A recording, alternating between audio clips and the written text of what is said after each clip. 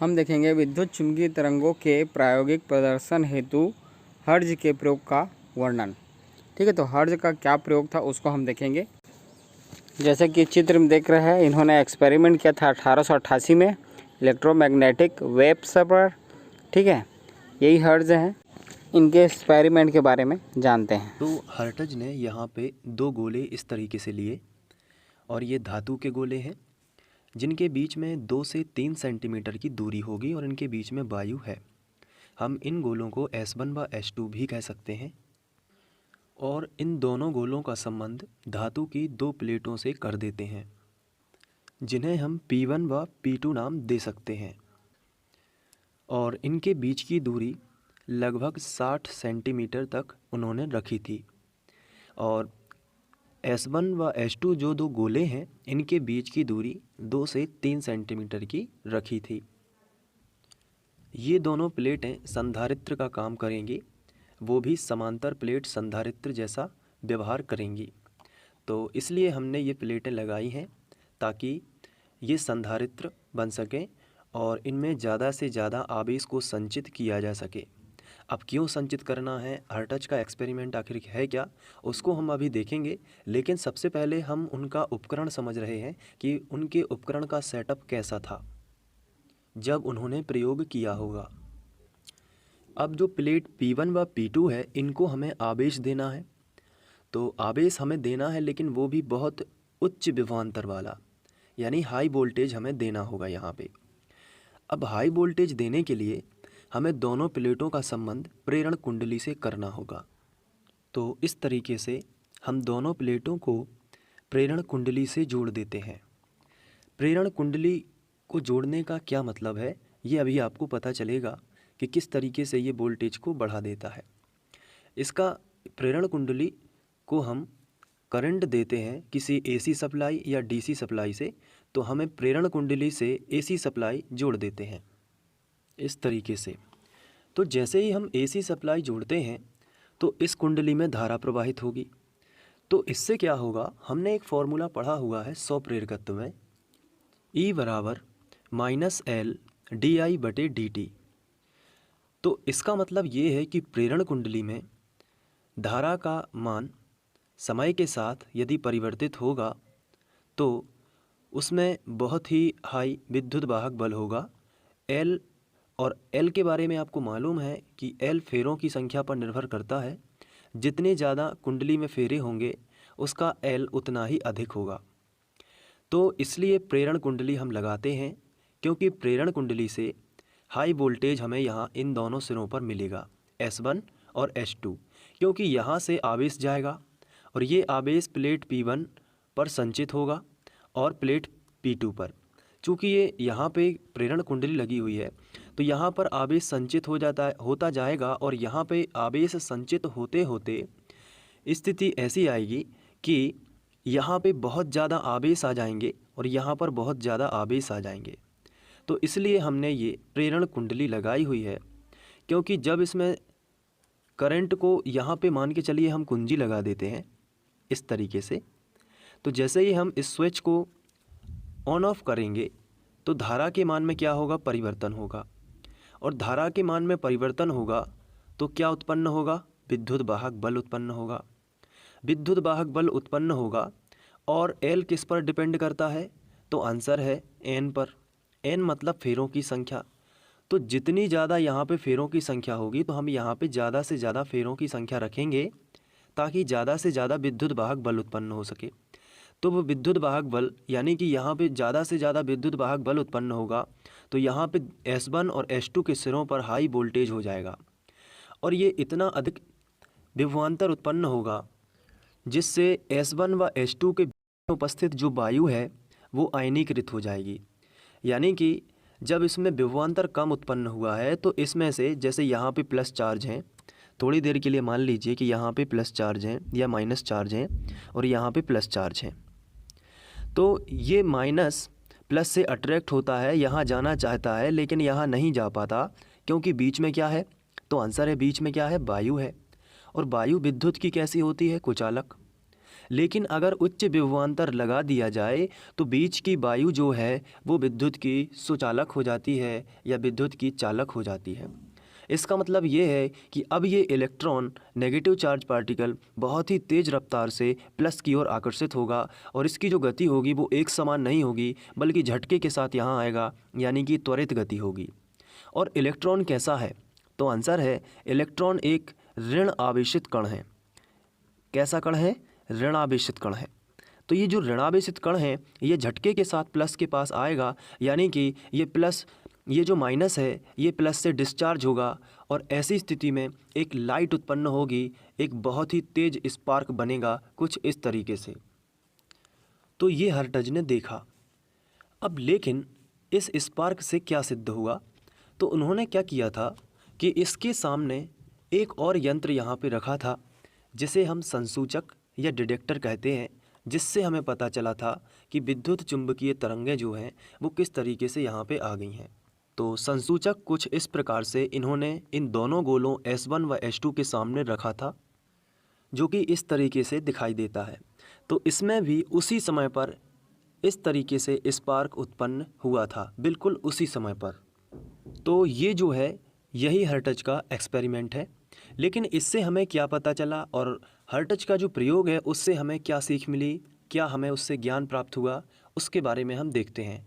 ये तो था उनका प्रयोग, जिसके माध्यम से हमें पता चला कि अगर हाई वोल्टेज हम दो गोलों के बीच में लगाते हैं जिनकी बीच की दूरी काफ़ी कम है, लगभग 2 से 3 सेंटीमीटर, तो उसके बीच में स्पार्क उत्पन्न हो जाता है और यहाँ की वायु जो है वो आयनीकृत हो जाती है। वायु आयनीकृत कैसे होती है उसके बारे में मैं आपको थोड़ा सा बता देता हूँ। ये मान के चलिए S1 व S2 दो गोले हैं, वो हर्ट्ज के एक्सपेरिमेंट वाले, और इनके बीच में मान लीजिए इस तरीके से वायु है और वायु में भी परमाणु होते हैं, जिसमें नाभिक होता है, जिसमें प्रोटॉन होता है और उसके बाद हम कक्षा में यहाँ पे इलेक्ट्रॉन चक्कर लगाते हैं। तो हाई वोल्टेज जब यहाँ पे होता है तो यहाँ का माइनस इसके परमाणु के प्लस को अट्रैक्ट कर लेगा और माइनस छोड़ देगा यहाँ पे। तो परमाणु के दो टुकड़े हो जाते हैं, क्योंकि प्लस वाला हिस्सा इसके पास चला गया और माइनस वाला हिस्सा अलग हो गया। वैसे ही यहाँ पे होता है। तो वायु कैसे हो जाती है? आयनीकृत। या हम दूसरे तरीके से ये भी समझ सकते हैं कि परमाणु के जब दो टुकड़े हुए हैं तो दो टुकड़े होने से, जैसे ये परमाणु का नाभिक है और नाभिक के चारों ओर इस तरीके से मान के चलिए इलेक्ट्रॉन चक्कर लगा रहा है वायु का, लेकिन हाई वोल्टेज के कारण यहाँ पे चार्ज इकट्ठा होता गया, यहाँ पे भी चार्ज इकट्ठा होता गया। तो एक ऐसी स्थिति आई कि ये माइनस जो है या जो प्लस जो है, यहाँ का जो प्लस है इतना ज़्यादा हो गया ये प्लस कि इसने इस वाले इलेक्ट्रॉन को खींच लिया अपनी तरफ। तो ये इलेक्ट्रॉन यहाँ से निकलकर अपने परमाणु को छोड़कर इस प्लस के पास चला जाता है। ऐसे लाखों परमाणु जो होते हैं अपने अपने परमाणु को छोड़ देते हैं और मुक्त इलेक्ट्रॉन हो जाते हैं। और ये जो मुक्त इलेक्ट्रॉन हैं यही चलते हैं, इसलिए वायु में से भी करंट आने लगती है। इसे बोलते हैं जो एयर है उसका आयोनाइजेशन हो गया, या हम इसे बोलते हैं जो एयर है वो ब्रेक डाउन हो गई। इसे हम बोलते हैं हिंदी में वायु का आयनीकरण हो जाना। तो ये एक सिंपल सी घटना है जिससे गैसों में से भी या वायु में से भी विद्युत का चालन होने लगता है। तो इसलिए यहाँ पे स्पार्क बना। लेकिन यही स्पार्क यहाँ पे क्यों बना, ये सोचने वाली बात है, क्योंकि इसके बीच में कोई कांटेक्ट नहीं है। तो पास में रखा जो संसूचक है या डिटेक्टर है, यहाँ पे क्यों इस तरीके से स्पार्क बना, तो इसके पीछे हर्ट्ज ने बताया और उन्होंने इसी माध्यम से बनाई थी विद्युत चुंबकीय तरंगें। तो उन्होंने क्या बताया, ध्यान से सुनिए। उन्होंने बताया कि यहाँ का जो इलेक्ट्रॉन है ये प्लस की ओर आकर्षित होता है। तो एक समान वेग से ऐसे आकर्षित नहीं होता कि आराम से चलता आ रहा है इस तरीके से, बल्कि झटके के साथ यहाँ से यहाँ पहुँचता है। और झटके के साथ जब भी कोई चीज़ गति करती है तो हम उसे बोलते हैं त्वरित गति। कौन सी गति? त्वरित गति। तो त्वरित गति जब भी कोई आवेशित कण करता है इस तरीके से, यानी कि जो इलेक्ट्रॉन यहाँ का है वो एकदम झटके के साथ इस प्लस से अट्रैक्ट हो गया। क्यों? क्योंकि इलेक्ट्रॉन पर नेगेटिव चार्ज होता है और यहाँ पे क्या है, प्लस। तो इलेक्ट्रॉन झटके के साथ इस प्लस के पास पहुँचा तो उसने कुछ तरंग छोड़ी और वो तरंग जाके इस तरीके से आगे बढ़ी और वही तरंग जो है इस संसूचक में डिटेक्ट हो गई और यहाँ पे भी वही स्पार्क बना। तो ये स्पार्क बनने के पीछे एक और रीज़न है कि जैसे ही इलेक्ट्रॉन यहाँ से आवेशित कण यहाँ से यहाँ त्वरित हुआ तो त्वरित आवेश, जो त्वरित आवेश होता है उससे विद्युत चुंबकीय तरंगें बनती हैं। ये हम इसके पहले वाले वीडियो लेक्चर में देख चुके हैं, जहाँ पे हमने विद्युत चुंबकीय तरंगें और उनके गुण को पढ़ा था। तो बस वही चीज़ यहाँ से भी पता चलती है कि जैसे ही इलेक्ट्रॉन झटके के साथ यहाँ पहुँचा तो ये आवेशित कण त्वरित हुआ, और आवेशित कण जब त्वरित हुआ तो उसने विद्युत और चुंबकीय क्षेत्र में इस तरीके से वेव्स यानी कि एनर्जी छोड़ी, और वही एनर्जी जाके यहाँ पे स्पार्क के रूप में दिखती है। तो ये था हर्ट्ज का एक्सपेरिमेंट। अब इसमें हमें ये निष्कर्ष यहाँ पे सबसे पहले तो उन्होंने बताया कि जो प्रयोग उनका है इससे उन्होंने ये तरंग बनाई हुई थी, सबसे कम तरंग दैर्ध्य की बनाई हुई थी, लेकिन फिर भी इन्होंने विद्युत चुंबकीय तरंगें यहाँ पे बनाई हुई थी। अब ये यहाँ पे स्पार्क होने का कारण देखिए क्या है। जैसे ही इलेक्ट्रॉन यहाँ से यहाँ त्वरित हुआ, मान के चलिए ये इलेक्ट्रॉन है और ये यहाँ से यहाँ त्वरित हुआ, तो जैसे ही त्वरित होगा तो वो दो क्षेत्र बनाता है। पहला बनाएगा कौन सा, चूँकि इलेक्ट्रॉन त्वरित हुआ है आवेशित कण, तो एकदम से उसमें क्या होगा, परिवर्ती चुंबकीय क्षेत्र बनेगा। इलेक्ट्रॉन चला यानी करंट जो है वो बनेगी, लेकिन चूँकि इलेक्ट्रॉन त्वरित गति से है तो उससे क्या होगा कि परिवर्ती चुंबकीय क्षेत्र बनेगा। अब परिवर्ती चुंबकीय क्षेत्र कुछ इस तरीके से उसने बना दिया।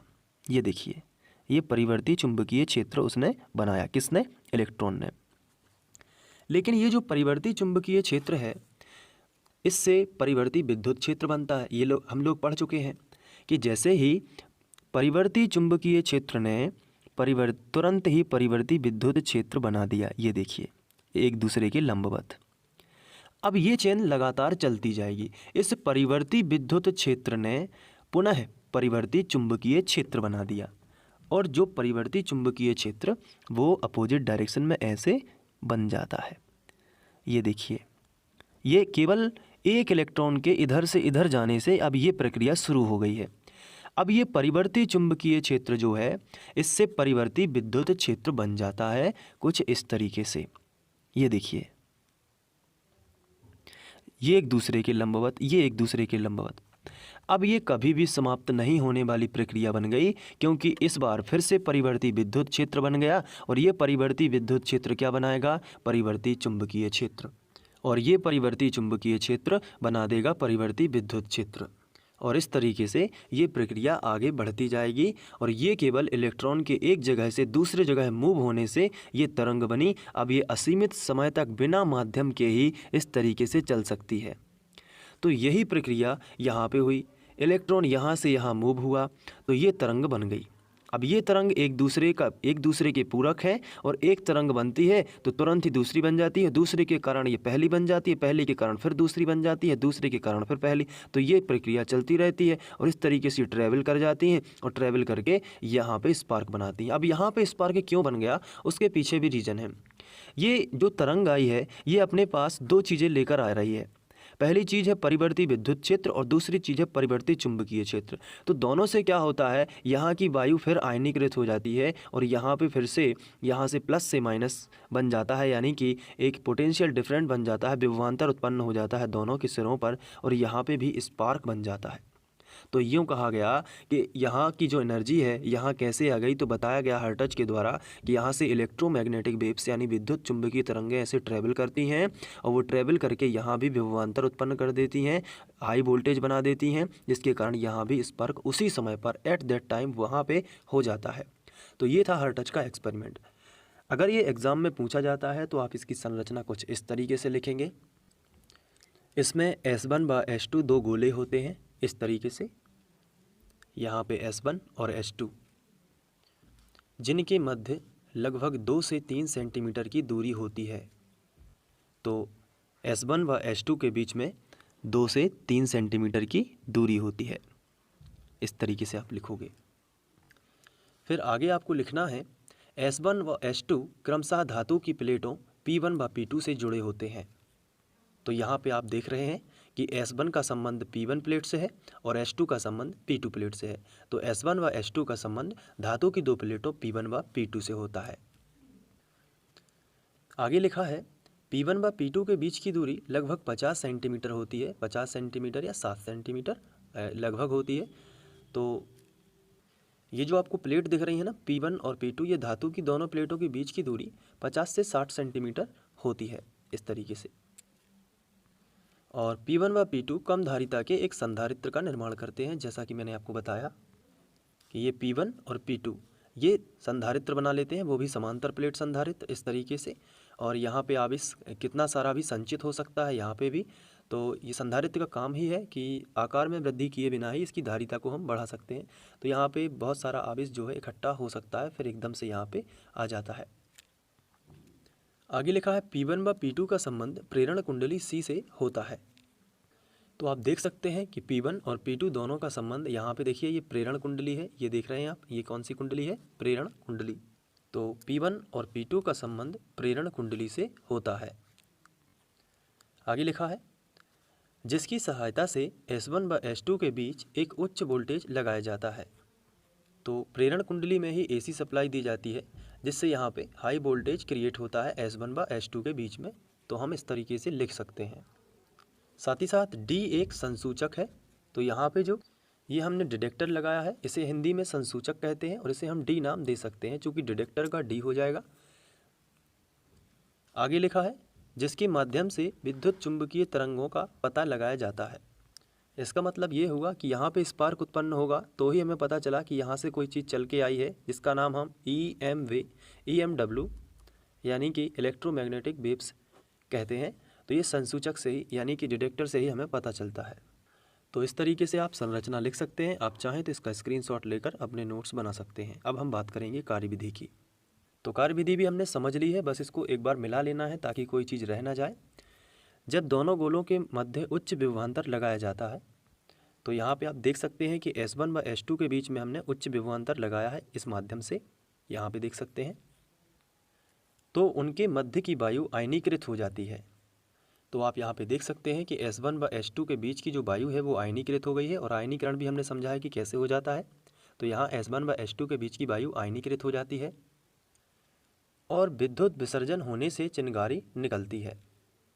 विद्युत विसर्जन का मतलब है डिस्चार्ज होने की प्रक्रिया, यानी प्लस जो है या जो माइनस है वो प्लस की ओर यहाँ पे जाता है, जिससे डिस्चार्जिंग होने लगता है।